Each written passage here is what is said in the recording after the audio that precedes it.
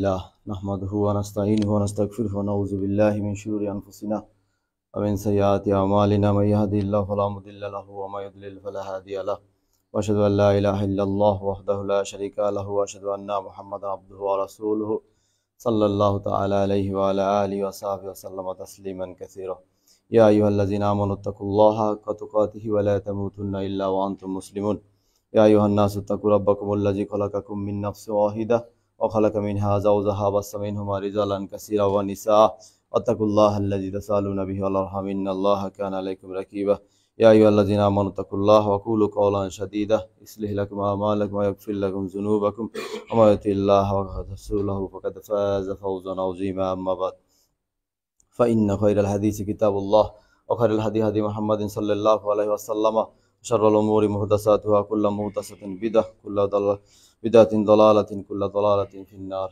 أعوذ بالله من الشيطان الرجيم بسم الله الرحمن الرحيم يا أيها الذين آمنوا إذا كنتم إلى الصلاة فاغسلوا وجوهكم وأيديكم إلى المرافق وأمسحوا برؤوسكم وأرجلكم إلى الكعبين Alaya, Alhamdulillah. All the praise goes to Allah subhanahu wa ta'ala, the King of Kings, the Master, the Sustainer. And Durood and Salam and peace be upon him, Prophet Muhammad sallallahu alaihi wasallam. Inshallah, brothers, today's khutbah, we choose a subject which is very, very important for us. This is the ablution, purification, the wudu. Wudu is an important thing. Some people say the wudu is just the means of ibadat, some people. But wudu is not the means of ibadat. Ablution is not the means of ibadat. It is also ibadat. So inshallah, we see the several hadiths and we mentioned here the ayat of Quran inshallah about this ablution inshallah. Allah subhanahu wa ta'ala mentioned the Surah Al-Ma'idah. Chapter 5, verse number 6, Ya ayyuhallazina amanu idha kuntum ila as-salah. Allah subhanahu wa ta'ala mentioned the Surah Al-Ma'idah is O you who have believed, when you raise to perform the salat or to stand the salat, ila salat faghsilu wujuhakum, you washed your face. First Allah subhanahu wa ta'ala says you washed your face, and then forearms to the elbow, wash your forearms to the elbow, and passing your right hand to your head, and also wash your feet with ankles. This is our fourth for us. We know, alhamdulillah, because this is the primary knowledge of us. So inshallah we said this verse means the wudu is first for us. And only at least one time we wash our parts, one time is first. And 2 times and 3 times also mentioned in the Sahih al-Hadith, Sahih Bukhari and Muslim and another Sahih Hadith. So inshallah, we'll wash our organ, wudu, during wudu time. Only 1 time is first, and then 2 times, 3 times, okay. 4, 5 times is washed of water and something. So we try to follow the instruction of Prophet sallallahu alaihi wasallam, inshallah. If we see, there is a lot of hadiths in Sahih al-Muslim. The first hadith, the book of purification, Kitab al-Taharat. Our Prophet sallallahu alaihi wasallam said, At-tuhuru shatrul iman. The purification is the half of iman. If we see the another hadith, what is iman? Our Prophet sallallahu alaihi wasallam said, Antuminu billah wa malaika wa kutubi wa rasulihi wa liyawmil akhir qadri khairi wa sharri min Allah ta'ala. That means the iman is we believe the Allah subhanahu wa ta'ala, the master, the king, the maker, the sustainer, and we believe the angels of Allah subhanahu wa ta'ala, the malaika, and we believe the Prophet sallallahu alaihi wasallam, not only our Prophet sallallahu alaihi wasallam, but also the lot of Prophet Allah subhanahu wa ta'ala sent him to guide the people of this world. And also we believe the book that Allah subhanahu wa ta'ala revealed the different tribes and nations, including our Quran. And also we believe our takdir, good or bad also. we believe. This is the iman. But the purification, the wuzu, how powerful it is. Our Prophet sallallahu alaihi wasallam said this statement, at-tuhuru shatrul iman. Purification is the half of iman. That means iman is strong, belief is strong for us, and also purification is also very, very important for us. We cannot complete our iman without purification. So brother, inshallah, we will try to perform the wuzu properly. And our Prophet sallallahu alaihi wasallam mentioned the several hadiths in the day of judgment. This hadith taken from the Sahih al-Bukhari and also Sahih al-Muslim. Our Prophet sallallahu alaihi wasallam said, the my ummah is called in the day of judgment. My ummah is called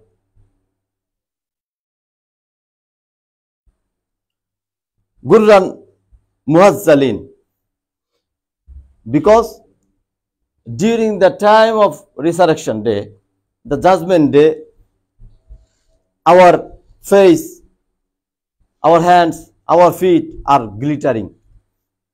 That time our Prophet sallallahu alaihi wasallam know who is his ummah. So this hadith Prophet sallallahu alaihi wasallam said, if you see your face, your hands, also your leg is glittered in that day, you will perform wuzu, you will perform purification more and more. So purification, wuzu, is more important for us because it is not also the means of ibadat, it is also the ibadat. And also our Prophet sallallahu alaihi wasallam mentioned, past sin is forgiving if we perform the perfect wuzu. One day, Uthman radiyallahu ta'ala anhu, he performed the wuzu, and then he said that this is the wuzu of Prophet sallallahu alaihi wasallam. Inshallah, we mentioned the sahih method of wuzu, inshallah, the last time, inshallah. And if someone done perfectly wuzu and then have not engaged any other thing, just pray 2 rakats, Allah subhanahu wa ta'ala forgive his previous sin. Alhamdulillah. This is the sahih hadith. So if when we do the wudu, in the meantime, after finish our wudu, inshallah, if we have time, we pray 2 rakat. Anytime, no problem. This hadith mentioned, if we pray 2 rakat, inshallah, Allah subhanahu wa ta'ala forgive our previous sin. This is very how important this wudu or purification for us. And also, our Prophet sallallahu alaihi wasallam also said, if someone perform wuzu perfectly, after finishing the wuzu, he will say the kalima shahadat another, ashhadu an la ilaha illallah wa la sharika lahu wa ashhadu anna muhammadan abduhu wa rasuluhu. The gate of Jannah, the 8 gates of Jannah is open for him. He will go to Jannah to choose any gates.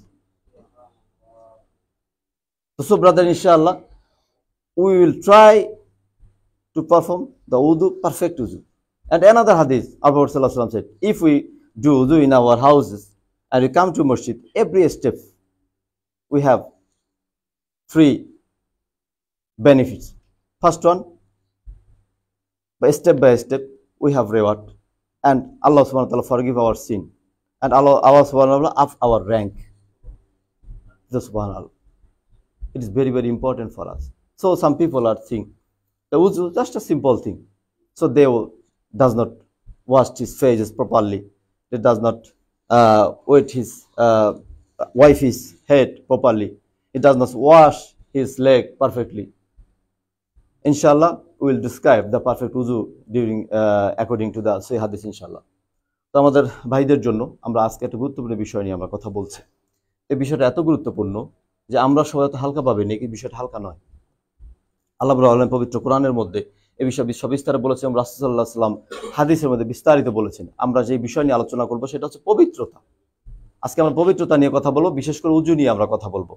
তো পবিত্র কোরআনের ধারাবাহিকভাবে 5 নম্বর সূরা 6 নম্বর আয়াত, সূরা নাম সূরা আল মাইদা। এখানে আল্লাহ বলছেন যে তোমরা যারা ঈমান এনেছো, ইয়া আইয়ুহাল্লাযিনা আমানু ইযা কুনতুম ইলাস সালাহ, তোমরা যখন নামাজের জন্য দাঁড়াবে, নামাজের জন্য যখন মনস্থির করবে, তখন তোমরা তোমাদের মুখমণ্ডলকে ধৌত করো।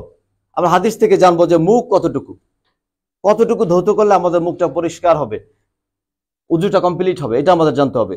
এরপর আল্লাহ রাব্বুল আলামিন বলেছেন যে এরপর তোমরা যেটা করবে, তোমাদের হাতকে কোন পর্যন্ত ধৌত করো, ওয়া আইদিয়াকুম ইলাল মারাফিক, এই মারাফিকটা হচ্ছে এই পর্যন্ত। এরপর বলছে ওয়ানসা বিরুসিকুম, আমাদের মাথা মাসাও করতে হবে। কতটুকু মাথা, কতটুকু এখানে এখানে না পুরোটা, এটা আমাদের জানতে হবে হাদিস থেকে। এরপর আল্লাহ রাব্বুল আলামিন বলেছেন তোমরা তোমাদের পা ধৌত করো, পাটা আপনি কিভাবে ধৌত করবেন। তো এই যে বিষয়গুলো, এটা হচ্ছে হাদিসের আলোকে আমরা জানবো যে কতটুকু করতে বলেছেন, ব্যাখ্যাটা। আর দ্বিতীয় হচ্ছে এই আল্লাহ রাব্বুল আলামিন যে কথাটা বললেন সূরা আল মায়েদার মধ্যে, যে নামাজ যখন পড়তে হবে তখন উজু করতে হবে। এই জন্য উজু ছাড়া কোনো নামাজ হবে না, উজু ছাড়া আপনার নামাজ পড়া যাবে না, উজু ছাড়া আপনি কোরআনকে টাচ করতে পারবেন না, মানে অক্ষরে, এমনি মলার ধরতে পারবেন, সমস্যা নেই। তো উজু এত গুরুত্বপূর্ণ, এই কোরআনের আয়াত থেকে বোঝা যায় যে উজু অঙ্গগুলো আমাদেরকে ধুতে করতে হবে। একবার আমাদের জন্য ফরজ, কয়বার? একবার অবশ্যই আমাদেরকে ধুইতে হবে। সহিহ বুখারী এবং মুসলিমের হাদিস রয়েছে, আল্লাহ রাসূল সাল্লাল্লাহু আলাইহি ওয়াসাল্লাম 2 বার ধুয়েছেন, 3 বার ধুয়েছেন। তো সুন্নাহ হচ্ছে কি 3 বার ধোয়া। যদি আপনি মনে করেন আপনার একবার হয়ে গেছে, পানি স্বল্পতা আছে, আলহামদুলিল্লাহ, কোনো সমস্যা নেই, কমপ্লিট। যদি মনে করেন একবার একটু বাকি রয়েছে, আপনি 2 বার ধোন, এরপর 3 বার। কিন্তু অনেকে আছেন শুধু পানি ছেড়েই রাখেন, শুধু ধুইতেই থাকেন, এটাকে বলা হয়েছে কি, এটা হচ্ছে অপচয়, পানির অপচয়, আপনার সময়ের অপচয়। এতবার আপনার ধোয়ার প্রয়োজন নেই। তো এটা হচ্ছে হাদিস থেকে। এরপর আল্লাহ রাসূল সাল্লাল্লাহু আলাইহি ওয়াসাল্লাম উজু সম্পর্কে যে কথাগুলো বলেছেন আমরা প্রথমে জানবো। আল্লাহ রাসূল সাল্লাল্লাহু আলাইহি ওয়াসাল্লাম বলেছেন কিয়ামতের দিন আমার এই উম্মতকে বলা হবে গুরুল মুআজ্জালিন। কেন বলা হবে? যে তাদের উজুর অঙ্গগুলো কিয়ামতের দিন ঝলঝল করবে। আল্লাহ রাসূল সাল্লাল্লাহু আলাইহি ওয়াসাল্লাম বললেন তোমাদের কারো যদি একটা চাঁদ কপাল ঘোড়া থাকে, ঘোড়ার একটা পালের মধ্যে দূর থেকে তাকে চিনতে কি তোমাদের কোনো সমস্যা হবে? সাহাবায়ে কেরাম বলেন আল্লাহ রাসূল সমস্যা হবে না।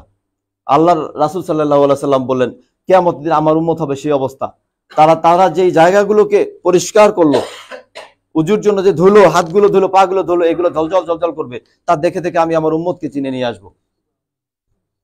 তো এই জন্য উজুর জায়গাটা ধোয়াটা এতটাই, মানে উজুটা করে রাখা এত। এখন আমরা অনেকে মনে করি উজু একটা উপকরণ শুধু ইবাদতের জন্য, যখন ইবাদত করব কেবল তখনই আমি উজুটা করব, না। সঠিক ব্যাখ্যা হচ্ছে উজু নিজেই একটা ইবাদত। আপনি উজু করলেই সওয়াব। আর কি সওয়াব হবে? ওসমান রাদিয়াল্লাহু তাআলা একদিন বললেন আমি কি তোমাদেরকে আল্লাহ রাসূল সাল্লাল্লাহু আলাইহি সাল্লামের উজু দেখাবো না? তার সঙ্গী সাথীরা বললেন যে হ্যাঁ আপনি দেখান। তখন সে রাসূল সাল্লাল্লাহু আলাইহি ওয়াসাল্লাম উজুটা দেখালেন, সেটা আমরা শেষের দিকে বলবো। এটা দেখাবার পরে তিনি বললেন কেউ যদি এভাবে উজু করে, আল্লাহ রাসূল বললেন সাল্লাল্লাহু আলাইহি সাল্লাম, এরপরে দুনিয়ার কোনো ধরনের কথাবার্তা কাজের সাথে এঙ্গেজ হয়নি, সাথে সাথে সে যে 2 রাকাত নামাজ পড়ে, তাহলে তার পিছনের গুনাহ ক্ষমা হয়ে যাবে। সুবহানাল্লাহ। তো এখন এই উজুটা তো শুধু আপনি নামাজ পড়বেন, আপনি ফরজের জন্য আসবেন, বিষয়টা তো এমন নয়। আপনি যে নামাজ পড়ছেন, আপনি যে কোনো সময় আপনি নামাজের বাইরেও কি আপনি উজুটা করে নেবেন, তাহলে এত পারফেক্টলি আপনার আমার জন্য কি হবে, এই কাজটা হবে। এর পাশাপাশি আল্লাহ রাসূল সাল্লাল্লাহু আলাইহি ওয়াসাল্লাম বলেছেন যে কেউ যদি উজু করে, উজুর শেষে কালিমা শাহাদাত সেটা যদি পড়ে, তার জন্য জান্নাতের 8টা দরজা সবগুলো খুলে দেওয়া হয়। শুধু উজুর এই ফজিলত, এখন বলেন কোন ইবাদত করে আপনি এত সহজে জান্নাতের দরজা খুলতে পারবেন? কত সহজ না? তো এই জন্য উজু করতে হবে। রাসূল সাল্লাল্লাহু আলাইহি ওয়াসাল্লাম সবসময় উজু নিয়ে থাকতেন, ঘুমাবার সময়, আপনার বাথরুমে যাওয়া, আপনি গেলেন, তারপর বের হয়ে আসার সময় থেকে শুরু করে সারাদিন উজু করে। আর উজু এতটা পাওয়ারফুল, উজু নিয়ে একটা উদাহরণ আপনাদেরকে দেবো। রাসূল সাল্লাল্লাহু আলাইহি ওয়াসাল্লাম যখন মিরাজে গেলেন, জান্নাতের মধ্যে তিনি বিলাল রাদিয়াল্লাহু তাআলার পায়ের আওয়াজ শুনেছেন। এটা শুনেছেন তো হাদিসটা অনেকেই, না? বিলাল রাদিয়াল্লাহু তাআলার পায়ের আওয়াজ শুনে আল্লাহ রাসূল সাল্লাল্লাহু আলাইহি ওয়াসাল্লাম দুনিয়াতে ফিরে এসে জিজ্ঞেস করে, বিলাল তুমি এমন কি আমল করো, জান্নাতে আমি তোমার পায়ের আওয়াজ শুনতে পেয়েছি। কই আবু বকর, ওমর, ওসমান তাদের পায়ের আওয়াজ আল্লাহ শোনাতে পারতেন, শুনিয়েছেন কার আওয়াজ? বিলাল রাদিয়াল্লাহু তাআলা। বিলাল চিন্তা করে বলেন আল্লাহ রাসূল আমি তো এমন কোন আমল করেছি আমার জানা নেই, আপনি যা বলেন আমি তো সেটাই করি। পার্থক্য কোনটা? যে আমি সবসময় চেষ্টা করি পবিত্রতা অর্জন করে উজু করে থাকার জন্য, আর যখনই আমি এটা করি তখন আমি 2 রাকাত নামাজ পড়ি, আলহামদুলিল্লাহ, যতটুকু পারি আমি সালাত আদায় করি। তো রাসূল সাল্লাল্লাহু আলাইহি ওয়াসাল্লাম বলে এই জন্যই। তার মানে কি দেখেন, উজু করে পবিত্র হয়ে যে 2 রাকাত সালাত আদায় করা যায়, তাহলে তার র‍্যাঙ্ক কত দূর চলে যায়। তো এই যে একটা বিষয়, এই বিষয়টা আমাদের মাথায় রাখতে হবে যে উজু ছোটখাটো কোনো বিষয় না, এটা একটা ইবাদত। এটা আমাদেরকে মাথায় রাখতে হবে এবং এটার জন্য আমাদেরকে চেষ্টা করতে হবে। এবং রাসূল সাল্লাল্লাহু আলাইহি ওয়াসাল্লামের যে বক্তব্য যে কিয়ামতের দিন আমি চিনবো কাকে দিয়ে, তোমাদেরকে আল্লাহ রাসূল আমাদেরকে চিনবেন, দেখেছেন? আমরা দেখেছি রাসূল সাল্লাল্লাহু আলাইহি ওয়াসাল্লামকে এই উজু দিয়ে চিনবে আমাদেরকে। এই জন্য উজু একটা ইবাদত। উজু করার আগে আমাদেরকে মনে মনে ভাবতে হবে যে আমি এটা ইবাদত হিসাবে, অন্যান্য ইবাদত যেমন আপনি একটা ইবাদতের জন্য মন স্থির করেন না, এখন আসছে আপনার মসজিদে কি জন্য আসছেন? জুমা করার জন্য আসছেন না? নিয়ত হয়ে গেছে। ঠিক উজু করার আগে আপনি এভাবে একটা নিয়ত, এটা আপনার ইবাদত, আমি ইবাদতের উদ্দেশ্য করছি, এদের আমি আল্লাহর ইবাদত করছি, ইনশাআল্লাহ গুনাহ ক্ষমা হয়ে যাবে। তো এগুলো আপনার হাদিস গ্রন্থের মধ্যে স্পষ্টভাবে পড়ে আছে, তো আমরা চেষ্টা করব। এরপর একটা আছে যে আপনি এক নামাজে উজু করলেন, এরপর আপনি যে উজু অবস্থা থাকে পরবর্তী নামাজ পড়লেন, দুই নামাজের মাঝামাঝি সময়ের গুনাহটাও কি ক্ষমা হয়ে যাবে। তো শুধু উজুটা ফজিলত আর ফজিলত, একটু চেষ্টা করলে আমাদের হয়ে যায়।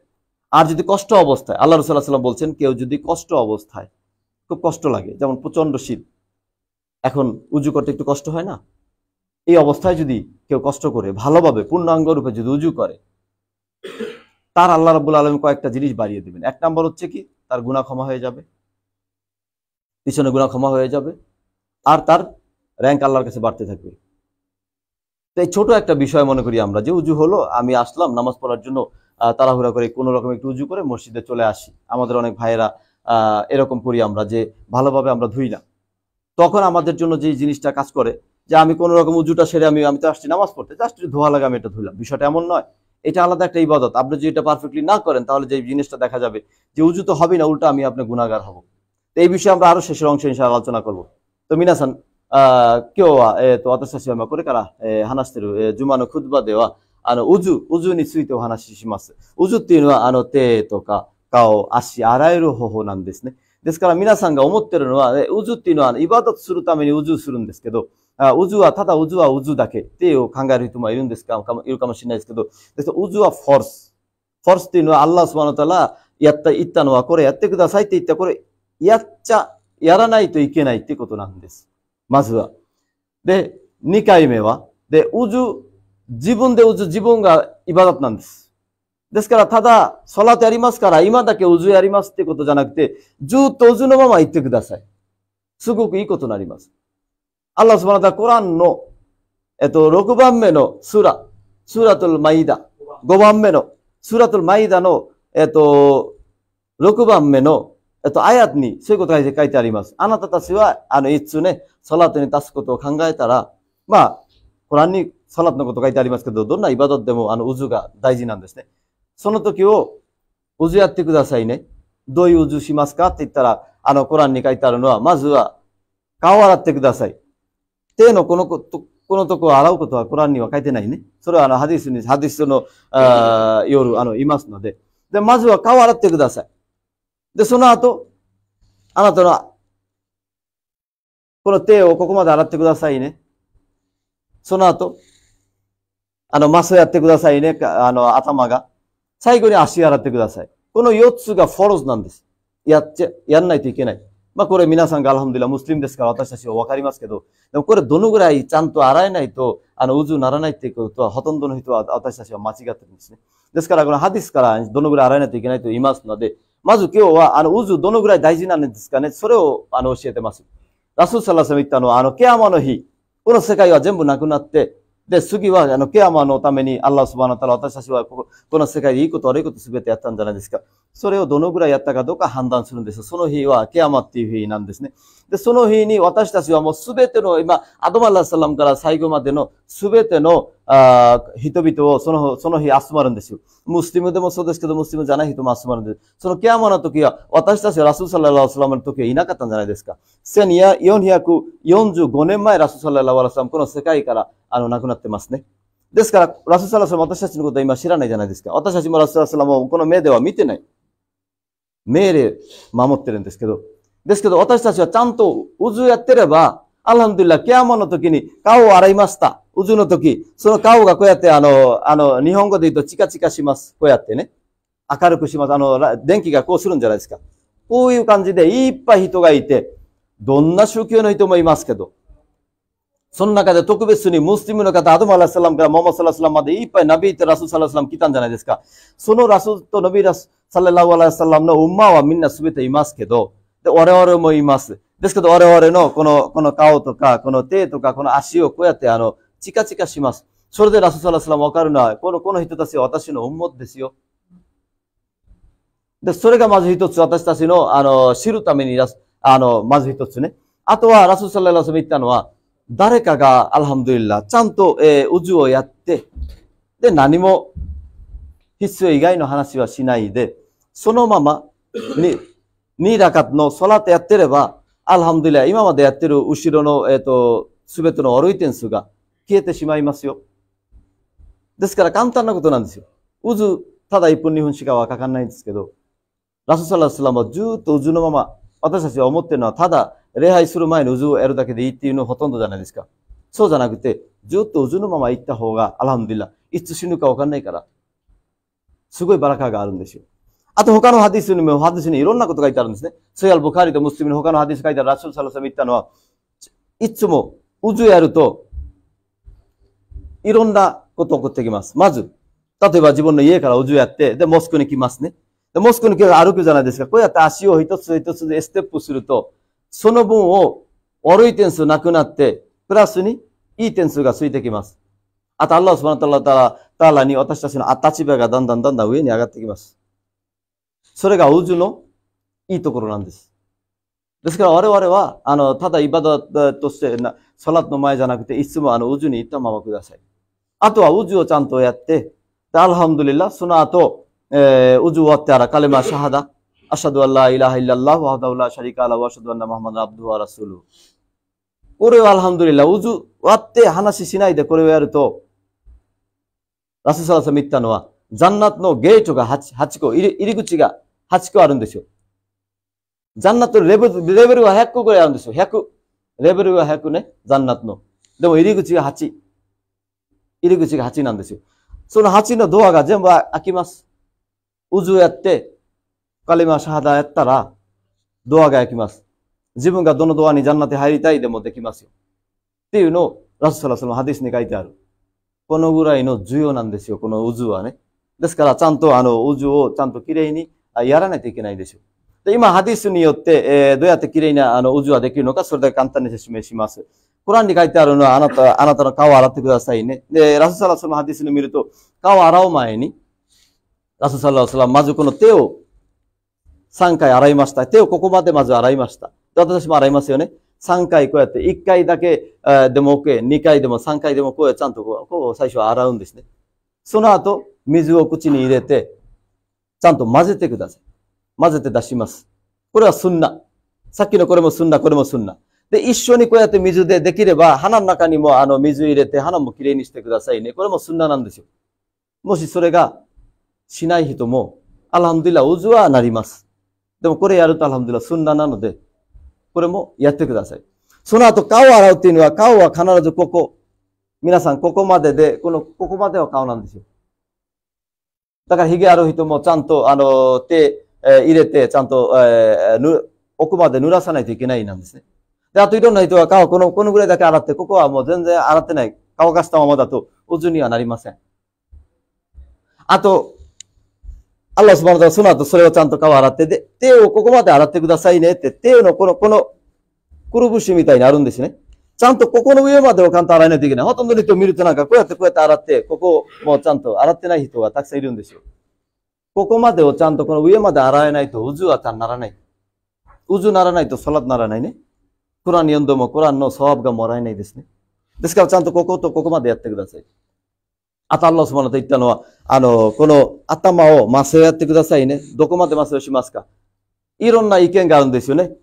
この手のこのぐらい麻酔をすればいいって人がいるんですけど、でもオスマンラジアラタラ教えたハディスのウズをやると、オスマンラジアラタラこの手を、濡れたまま手をこうやって見てください、皆さんね。こうやってね。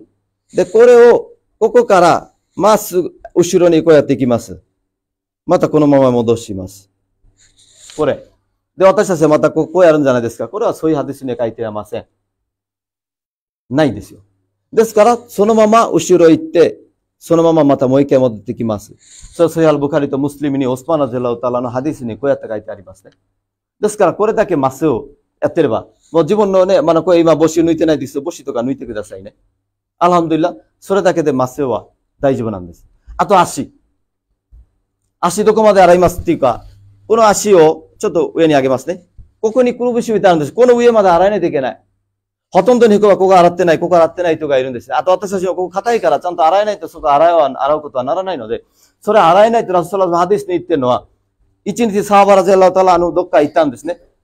ですから時間ないから急いで、ウズやって、サラットのための準備してラストラサラ見て、আর কোন আসিনো তামিনি জাহান্নাম দেশিও তিতে তানছো না যে কাতিত চান্ত আসিও আরাতে তাকে দসকশিও নুরেতে নাই দেশকা উজু ইয়াতে সলাতে ইয়াতে জান্নাতি কিতাই ননি চান্ত আরায়না কাত্তারা গেকুনি জাহান্নাম গা মাত্তের দিছো নাউজুবিল্লাহ দেশকা মিনাসা চান্ত তেমো আসিমো কোকুমাদেরে যে নুরে তাকা দোকা ও কাকনিষ্ঠে কুতাসাই করে হাদিসুনি কয়তে কাইতে আরিমাস কয়ও সিনাই তো আনো কেকো জাহান্নাম নারিমাসিও তোকা deska mina sanga sore o kioskete kudasai mo khana roju sokomade o kirei ni ara nei tike nei nan desne de কেউ উজু সোকোমাদে তো আমরা বাংলাদেশি ভাইদের জন্য আমরা শেষে একটু ইংরেজিতে বলে দেবো আবার সবার জন্য যে আমাদের যে জিনিসটা কাজ করে উজু করতে গিয়ে সেটা হচ্ছে আমরা দেখিয়েছি দেখলেন তো তো এটা হচ্ছে উজুর ফরজ এবং রাসূলুল্লাহ সাল্লাল্লাহু আলাইহি ওয়াসাল্লাম যেটা বলেছেন এক্ষেত্রে যদি আমরা প্রথমে আমরা 3 বার হাত ধুবেন আপনি একবার হবে 2 বার হবে 3 বারও চলবে কোনো সমস্যা নেই আপনি একসাথে আপনি কুলি এবং নাকে পানি দিতে পারেন এটা আরবরাও করে ঠিক আছে একসাথে যদি অসুবিধা হয় আপনি 3 বার করে করুন সমস্যা নেই যদি এটা ছুটেও যায় আপনার নামাজের মানে উজুতে কোনো ক্ষতি হবে না কিন্তু মুখটা ভালোভাবে ধোবেন কিন্তু এই পর্যন্ত সবাইকে ভালোভাবে বলে দিই আমাদের অনেকের ভিজা থাকে এটা কিন্তু রাখা যাবে না আর হাতে এই পর্যন্ত ধোবেন একেবারে কনির উপর পর্যন্ত এটা হচ্ছে মারাফেক বুঝছেন এই পর্যন্ত ধুতে হবে এইটার উপর পর্যন্ত আর পায়ের গিরার উপর ধুতে হবে আমাদের অনেক ভাইদের পায়ের গিরাটা আপনার ধোয়া হয় না এটা করা যাবে না পায়ের গোড়ালির উপর পর্যন্ত আপনাকে ধুইতে হবে যদি না ধোন আল্লাহ রাসূলুল্লাহ সাল্লাল্লাহু আলাইহি ওয়াসাল্লাম বলেছেন এই পায়ের গোড়ালিটা জাহান্নামে যাবে পায়ের গোড়ালি যদি জাহান্নামে যায় শরীর কোথায় যাবে জান্নাতে যাওয়ার সম্ভাবনা আছে জান্নাতে যাবে না এইজন্য উজু এত বড় একটা বরকতের কাজ এত বড় বরকতের কাজ যে উজু করলে জান্নাতের দরজা খুলে যায় কিন্তু সেটা যদি আমরা সঠিকভাবে না করি তাহলে আমাদের জন্য যেটা ভয় আছে সেটা হচ্ছে আমরা জাহান্নামে যাওয়ার ভয় আছে এইজন্য এটা করবেন আর কিছু ভাইরা আছে উজু করে না মুছে আপনি হয়তো হাদিস শুনেছেন আল্লাহ রাসূলুল্লাহ সাল্লাল্লাহু আলাইহি ওয়াসাল্লাম বলেছেন যে আমার উম্মতকে জল করে উজু করার কারণে এইজন্য অনেক ভাইরা আমরা দেখি আমাদের নিচে উজু করেন কিন্তু না মুছে চলে আসেন ভাবেন যে যতক্ষণ ভিজা থাকবে ততক্ষণ লাভ এগুলো আপনার ভাবনা বুঝছেন আপনার মনে রাখতে হবে কি আল্লাহ রাসূলুল্লাহ সাল্লাল্লাহু আলাইহি ওয়াসাল্লামের যে বিধান যেভাবে দিয়েছে ওইটাকে ওইখানেই রাখেন স্বয়ং আবু হুরায়রা রাদিয়াল্লাহু তাআলা যিনি হাদিস বর্ণনা করেছেন তিনি ভাবলেন যে আল্লাহ রাসূল শেষে বলছেন যে তোমরা যতটুকু পারো তোমাদের শরীরকে তোমরা কি করো যে বেশি যেন কিয়ামতের দিন আকারই হয় যেন বেশি বেশি উজু করো আবু হুরায়রা রাদিয়াল্লাহু তাআলা বলছেন যে যত বেশি তত ভালো সে এই পর্যন্ত ধুইছে একদিন এক সাহাবী বলেন যে তুমি এই পর্যন্ত ধো কেন বলছো ওই যে আল্লাহ রাসূল বলছে তাহলে আমার পুরো শরীরে কি হবে চিকচিক হবে বলছেন না তোমার এটা করা লাগবে না আল্লাহ রাসূল এই পর্যন্ত তুমি এই পর্যন্ত এটাই তোমার জন্য কি যথেষ্ট আল্লাহ রাসূলুল্লাহ সাল্লাল্লাহু আলাইহি ওয়াসাল্লাম বলছে আপনি উজু করলে জল করবে আমরা যে না মুছে উপরে চলে আসি এর দ্বারা কি হলো আমি আমার এই যে কায়দানগুলোর মধ্যে আমার এই যে পানিগুলো পড়ছে কায়দান থেকে গন্ধ আসে আপনার পাশে একজন বসলো তার থেকে ময়লাগুলো লাগলো তার গন্ধ আসে যে এই জিনিস এইগুলো কেন করেন এগুলো আপনার একটা মনের ভাবনা মনের ভাবনায় কোনো সওয়াব নেই এই মনের ভাবনা করা মানে হলো আমি আপনি কিছু একটা বাড়ালাম আল্লাহ রাসূলের আমল অনুসারে আমাদেরকে থাকতে হবে নইলে হবে না এটা আমাদেরকে পারফেক্টলি করতে হবে নাইলে আমাদের জন্য ভয়ঙ্কর সওয়াবের মধ্যে আমাদের শাস্তির ব্যবস্থা রয়েছে এই জন্য সবাইকে আমরা বলবো আসুন আমরা প্রপারলি উজু করি উজুকে সওয়াব মনে করে আমরা করব আর অনেক হাদিস কোরআনে উদ্ধৃতি নিয়ে আসছে সময়ের অভাবে বলা যায় না তো আমরা এগুলো জানবো জানার পরে আমরা এগুলোকে মানার চেষ্টা করবো আজকে কোরআন এবং সহিহ সুন্নাহর আলোকে আমরা উজুর নিয়মাবলী বলার চেষ্টা করেছি ইনশাআল্লাহ আমরা চেষ্টা করবো যে সঠিকভাবে এটা যেন আমরা করতে পারি আল্লাহ তৌফিক দান করুন আলাইনা ইল্লাল বালাগ